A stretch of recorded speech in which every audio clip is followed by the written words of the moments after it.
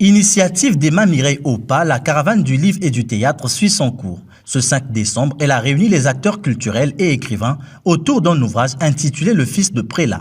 Ce livre, qui porte les empreintes de l'écrivain camerounais Armand-Claude Abanda, parle d'un enfant qui est à la recherche de son père. Il faut dire quand même que le fil conducteur de l'ouvrage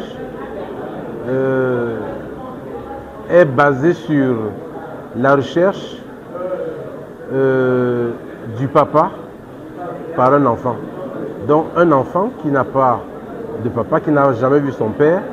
Fils de Prélat est d'abord une œuvre dont le contenu se veut être pédagogique. Parce qu'il y a beaucoup de problèmes sociaux contenus dans ce livre. La délinquance juvénile et tous les autres problèmes sociétaux liés à la jeunesse. Il s'est agi pour l'auteur de peindre une histoire en adéquation avec l'Église catholique actuelle, notamment en ce qui concerne la vie conjugale des prêtres, une problématique qui a donné lieu à un jeu de questions-réponses dont l'objectif d'éclairer les uns et les autres. Ça a été une séance très instructive, déjà au point de vue de la thématique. Ce livre nous parle d'un fils qui a pour père un prêtre. On sait tous aujourd'hui, on connaît tous la valeur de la problématique au niveau que pose la question du mariage au niveau de l'Église catholique.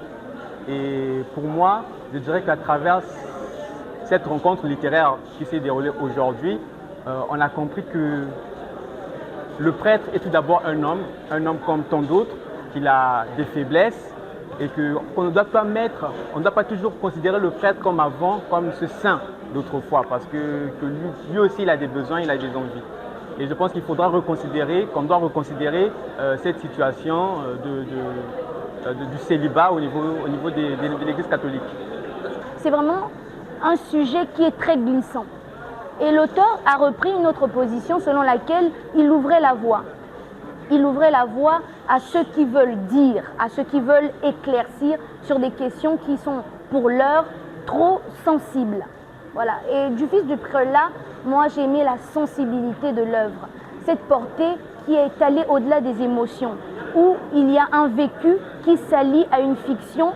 Il y a eu comme un mélange mélancolique de drame et d'émotion qui m'a vraiment émue en tout cas.